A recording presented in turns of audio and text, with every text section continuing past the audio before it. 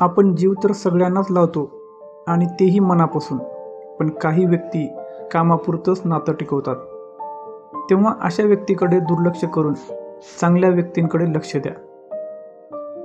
जीवनात चालत असताना मागे ओढणारे खूप प्रवाह येतील, पण त्या प्रवाहाला घाबरून चालणे सोडू नका. प्रवाहाच्या विरुद्ध चाला. थोडासा त्रास होईल, पण कालांतराने यशाचा काठ जवळ आलेला नक्कीच दिसेल.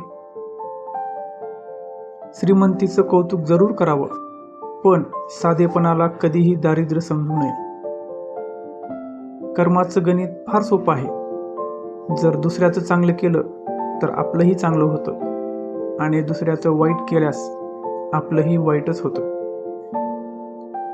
आनंद साजरा करण्यासाठी कुठल्याच मुहूर्ताची गरज नसते, कारण जो आनंदाचा क्षण असतो तोच एक खरा मुहूर्त असतो. प्रत्येकाचा स्वभाव वेगळा असतो, म्हणून तर काही माणसं क्षणभर तर काही माणसं आयुष्यभर लक्षात राहतात. आपण म्हणतो पहिल्यासारखे दिवस आता राहिले नाहीत, पण दिवस पहिल्यासारखेच आहेत, फक्त माणसे पहिल्यासारखे राहिली नाहीत. नात्यात अपेक्षा ठेवणं चुकीचं नाही, पण अपेक्षेसाठी नातं ठेवणं हे मात्र चुकीचं आहे. नजरेत सन्मान आणि बोलण्यात मर्यादा कोणत्याही नात्याला मजबूत ठेवतं. वडिलांनी कमावलेलं वाढवलं पाहिजे, मग ती इज्जत असो की संपत्ती. प्रार्थना करायची असेल तर मंदिरच असण्याची गरज नाही, पण मनात ईश्वर असणे आवश्यक आहे. अहंकारात आणि संस्कारात एवढाच फरक असतो की नेहमी इतरांना झुकवण्यात आनंद मानतो त्याचे नाव अहंकार, तर स्वतः झुकून इतरांना मोठेपणा देण्यात आनंद मानतो त्याचं नाव संस्कार. केवळ अमाप धन असल्याने माणूस धनवान होत नाही, तर ज्याच्याकडे मधुर वाणी, नम्रता, चांगला व्यवहार व सुंदर विचार असतात तोच खरा धनवान. चांगली भूमिका, ध्येय आणि विचार असणारे लोक नेहमी आठवणीत राहतात, मनातही, शब्दातही आणि आयुष्यातही. तुम्हाला जसं वाटतं की सर्वांनी तुमच्याशी चांगलं वागावं, तसं तुम्हीही सर्वांशी चांगलं वागलं पाहिजे.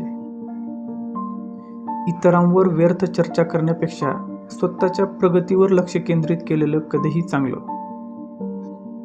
आपण एकटे आहोत म्हणून यश मिळणार नाही अशी भीती बाळगू नका, कारण थव्याने उडणाऱ्या पक्ष्यांपेक्षा गरुडाची झेप नेहमीच मोठी असते.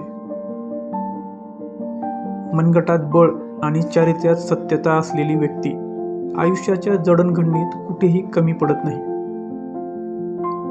वेळ, आपलेपणा, आपुलकी, आदर आणि सन्मान ही खूप मोठी संपत्ती आहे. कुणाला द्यायची असेल तर यापेक्षा चांगली भेटवस्तू कोणतीच असू शकत नाही.